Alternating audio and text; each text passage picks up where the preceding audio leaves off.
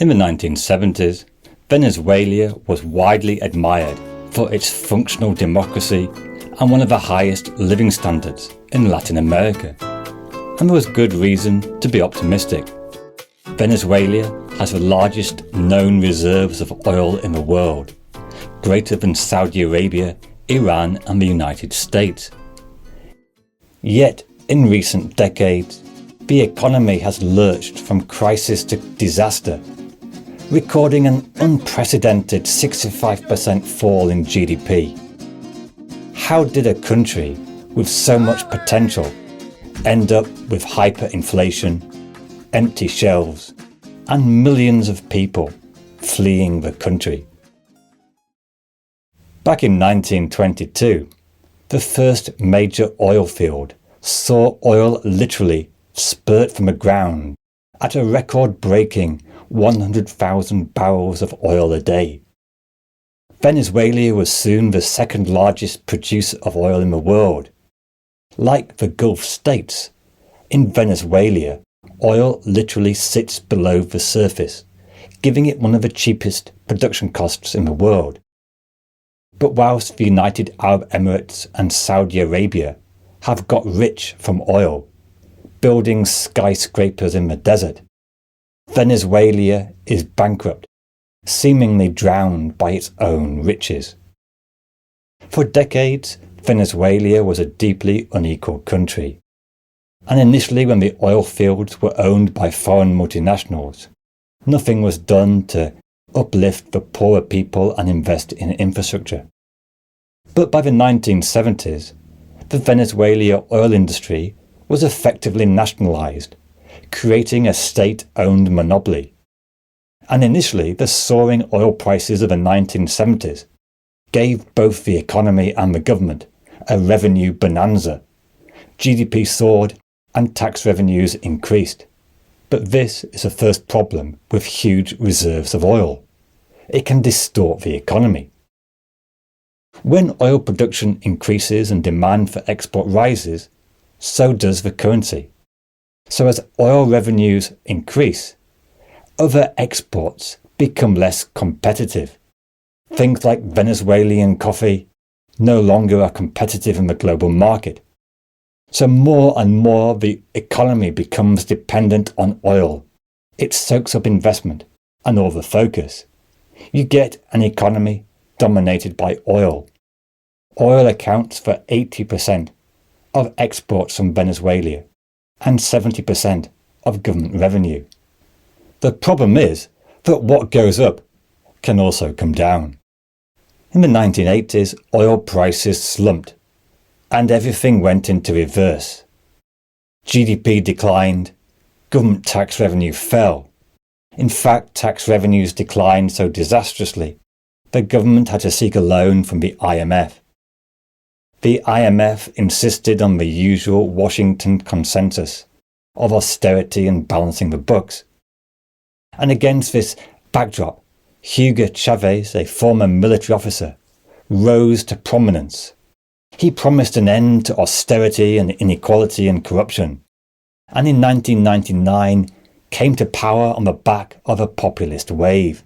Helped by a rise in oil prices, Chavez embarked on a surge of government spending, distributing oil profits to his mostly poor supporters. For a short time, inequality fell, healthcare improved, and Chavez's popularity soared. But behind this extravagant spending, there was a growing cloud over the economy. When countries like Norway and Qatar became oil-rich, they set up a sovereign wealth fund. This involves investing profits from oil in overseas investment not connected to oil. This does three things. Firstly, it lowers the value of the currency, helping other export sectors. Secondly, it diversifies the economy away from oil and provides a sustainable long-term income, whatever may happen to oil prices. Unfortunately, Venezuela did nothing. Its non-oil economy is negligible. Nearly every consumer good is imported. In fact, in the inflation crisis, it struggled to pay even the foreign company, printing its numerous bank notes. In fact, Venezuela even struggled to produce oil. When Chavez was elected president in 1999, Venezuela was producing 3.5 million barrels a day. In 2023, that had slumped to just 0.85 million. How can a country whose whole economy relies on oil fail to produce the stuff which is literally just below the ground? Firstly, the nationalised oil company PDVSA was used like a piggy bank to fund social programmes. Money was diverted from investment in oil to spending on housing and buying food imports. Also, after the strikes of 2002, the company was run by political supporters rather than those with expertise in the industry. And then on top of all this, there is the corruption. No one really knows how much, but at least $70 billion have been siphoned off in an industry with no accountability, but where political favours are everything. While supermarkets were empty, people reported oil bosses having lunch delivered by helicopter. And when the US imposed sanctions on Venezuela, they started to sell oil through crypto networks. But this just became another opportunity for corruption. Venezuela ranks amongst the top 4 most corrupt nations in the world, along with South Sudan, Syria, and Somalia. As the economic situation darkened, the government responded by funding more social programs to retain their popularity. It is worth mentioning that these social welfare programs were not focused on investment in education or building new infrastructure, but were mostly just cash payments. In other words, there was no long-term investment. Yet when oil prices collapsed in the mid-2010s, the government couldn't keep up with its debt repayments and spending commitments.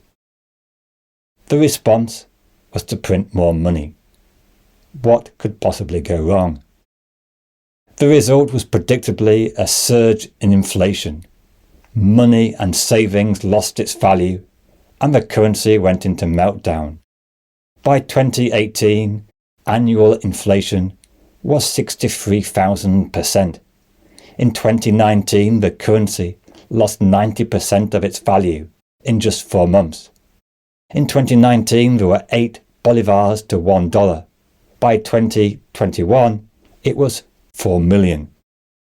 But this episode also shows how one bad economic policy can easily lead to an awful lot more.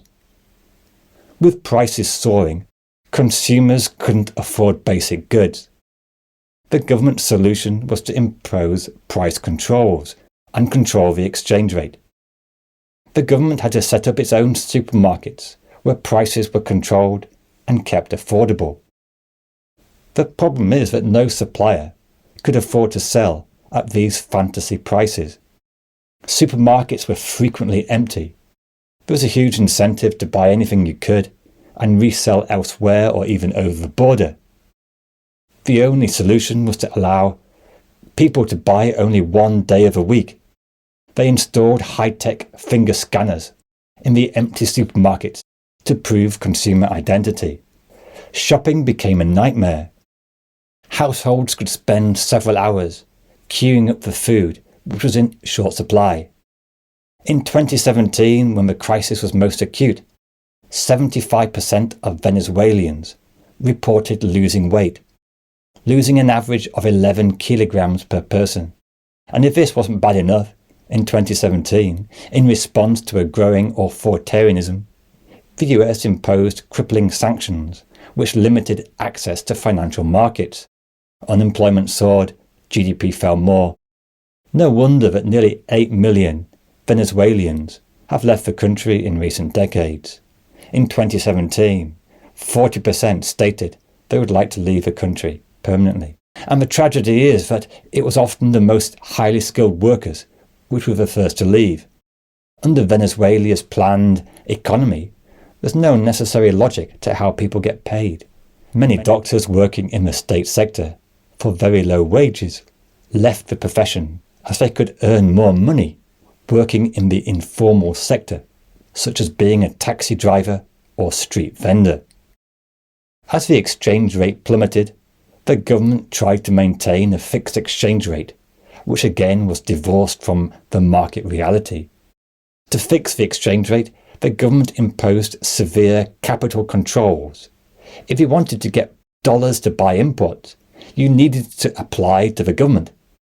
Permission could take several months and was subject to the usual personal favours and political allegiance. The result was a huge gap between the official exchange rate and the black market. Companies who gained the right to buy imports had an incentive to sell back part of the dollars on the black market to make more profit. No wonder there were so many empty shelves. Venezuela lacked the foreign currency, and the exchange controls distorted the economy. Venezuela is undoubtedly one of the worst examples of a resource curse. Oil has distorted the economy and created an economy with no accountability or flexibility. It is also an example of how when things start to go wrong, it's easy to choose policies which give a very short-term respite but only store up more problems for the future. Printing money enabled payments of the next month but caused inflation. Price controls gave a temporary respite to inflation but led to chronic shortages. The currency collapsed, but exchange rates can't alter the outcome. Other countries show it is possible to use the proceeds of oil to build a more diversified economy. Now, Venezuela is undoubtedly one of the worst performing Latin American economies. But what about other countries like Argentina? Do they have scope for recovery? Or do they share a similar pessimistic fate? This video looks at their prospects.